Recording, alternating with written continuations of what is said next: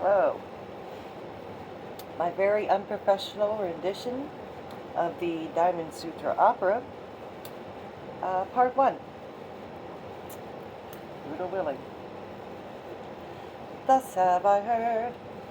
At one time the Lord Buddha was sojourning in the kingdom of Shavasti, staying in the Jatayana grove, which Anathapindaka had given to the brotherhood. And with him were assembled 1,250 experienced bhikkhus. As the hour drew near for the morning meal, the Lord Buddha and his disciples put on their street robes, and carrying their alms bowls went toward the city of Shavasti, and begged their food from door to door. After they had returned to the Jeta Grove, they laid out their street garments, bathed their feet, partook of the morning meal, put away their begging bowls for another day, and afterward seated themselves about the Lord Buddha. The venerable Subhuti rose from a seat in the midst of the assembly, arranged his robes so the right shoulder was exposed, kneeled upon his right knee, pressed his palms under his hands together, and bowing respectfully to the Lord Buddha said, Tathagata, honored of the worlds, our beloved Lord, may thy mercy be upon us and take care of us and give us good instruction. Lord Buddha replied to Subhuti, saying, Indeed, I will take good care of everybody, Sattva Mahasattva, and give them the best of instruction. Subhuti replied, Honored of the worlds, we are very glad to listen to thy blessed instruction. Tell us what shall we say when good pious men and women come to us inquiring how they should begin the practice of seeking to attain highest perfect wisdom? What shall we tell them? How are they to quiet their drifting minds and subdue their craving thoughts? The Lord Buddha replied to Subhuti, saying, You have made a good request, Subhuti. Listen carefully, and I will answer your question so that all of the brotherhood will understand. As good and pious men and women come to you wishing to begin the practice of seeking to attain highest perfect wisdom, they will simply have to follow what I'm about to say to you, and very soon they will be able to subdue their discriminative thoughts and craving desires, and will be able to attain perfect tranquility of mind. Then the Lord Buddha addressed the assembly. Everyone in the world, beginning with the highest Bodhisattva Mahasattvas, should follow what I'm going to teach you. For this teaching will bring deliverance to everyone, whether hatched from an egg, or formed in a womb, or evolved from a spawn, or produced by metamorphosis, with or without form, possessing mental functions, or devoid of mental functions, both devoid and not devoid, or neither devoid or not devoid, and lead them toward perfect nirvana. So, sentient beings, thus to be delivered by me, are innumerable and without limit, yet in reality, there are no sentient beings to be delivered. And why? Why, Subhuti? Because should there exist in the minds of the Bodhisattva Mahasattva such arbitrary conceptions of phenomena, such as the existence of one's own the ego-selfness of another? Selfness is divided into an infinite number of living and dying beings. For selfness is unified into the one universal self, existing eternally. There it would be unworthy to be called Bodhisattva Mahasattvas.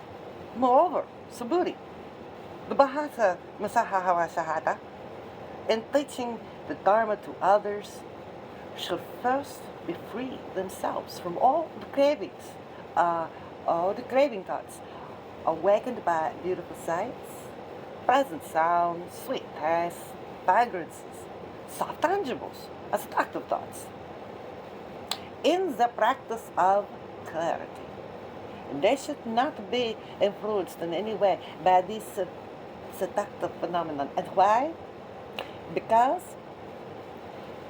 if in the practice of charity they are uninfluenced by such things, they will realize a blessing and a merit that is inestimable and inconceivable. What think you, Subhuti? Is it possible to estimate the distance of space in the eastern heavens? No, blessed one, it is impossible to estimate the distance of space in the eastern heavens. Subhuti, is it possible to estimate the limits of space in the northern, southern, and western heavens? Or any of the four corners of the universe, above or below? No, but on earth of the world. Subhuti, it is equally impossible to estimate the blessings and merit that will come to the Bodhisattva Mahasattvas who practice charity uninfluenced by any of these arbitrary conceptions. The truth should be taught in the returning and to everybody. Lord Buddha continue. What think you, Buddhi Subhu? I said your name backwards, but I love you.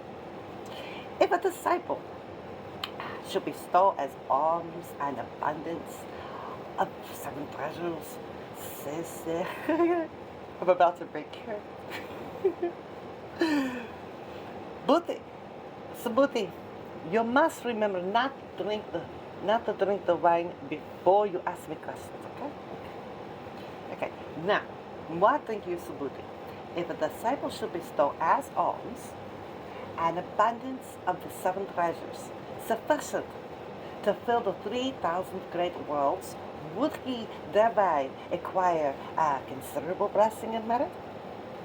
Buddha replied, honored of the worlds, such a disciple would require very considerable blessing. The Lord Buddha said, Buddha, if such a blessing and merit of any substantiality, if it was anything other than a mere expression, the Tathagata would not have used the words blessing and merit. What think you, Subhuti? Are the atoms of dust that comprise the 3,000 great universes very numerous? Very numerous indeed, Lord Buddha, yes. Subhuti, when the Tathagata speaks of atoms of dust, it does not mean that he has in mind any definite or arbitrary conception. It just uses the words as a figure of speech. It's just the same as the words the great universe. They do not assert any definite arbitrary idea.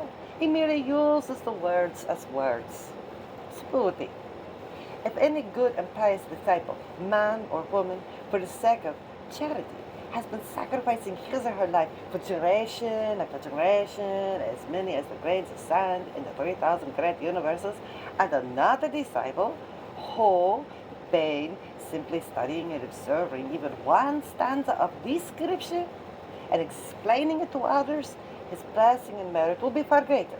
What think you, Subhuti?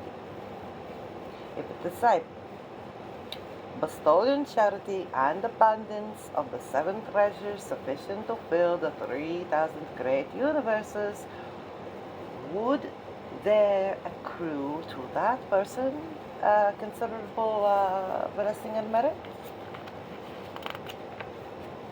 Subhuti replied, very considerable blessing and merit. And why? Because that the Lord has referred to as a blessing and merit doesn't refer to any objective value or quantity. He only refers to them in the relative sense. The Lord Buddha continued.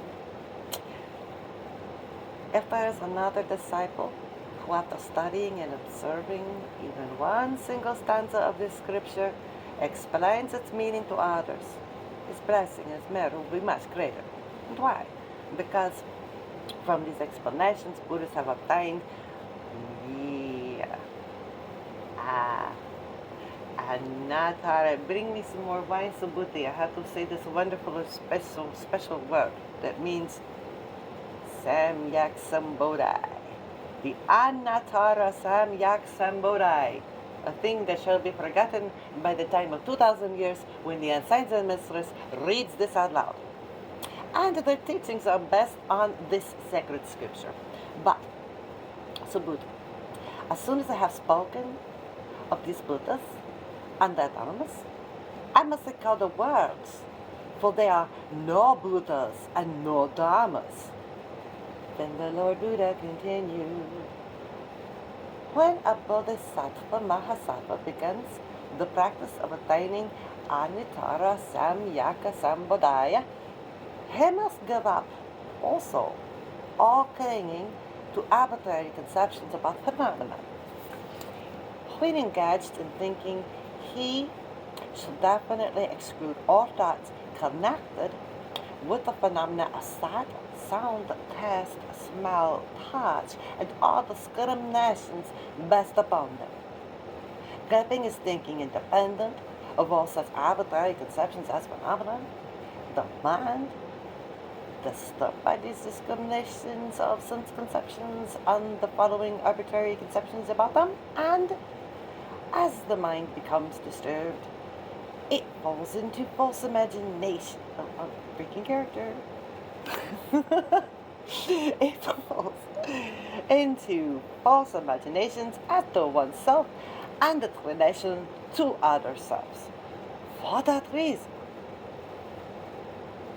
it is for that reason that the Tathagata has constantly urged Bodhisattva Mahasattvas in their practice of charity to not be influenced by any arbitrary conceptions of phenomena such as sights, sounds, etc.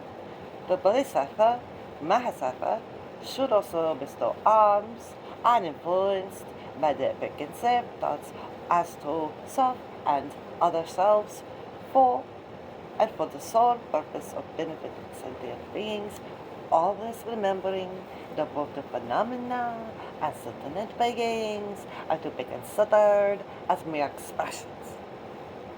Nevertheless, Buddha, the teaching of the Tathagata are all true, credible, immutable.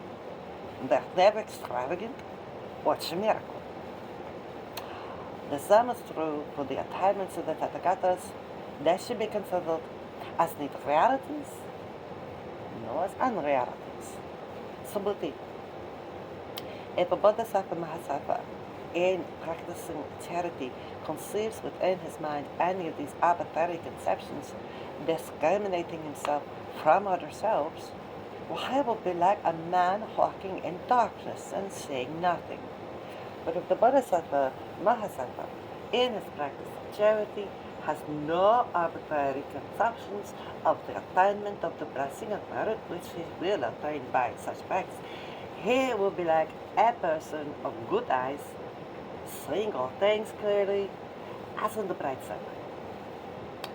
If in future ages there should be any good and pious disciple, either man or woman, able to faithfully observe and study the scripture, his success and attainment of the inestimable and inimitable blessing and merit will be instantly known and appreciated by the transcendental KI of the Tathagata. End part 1.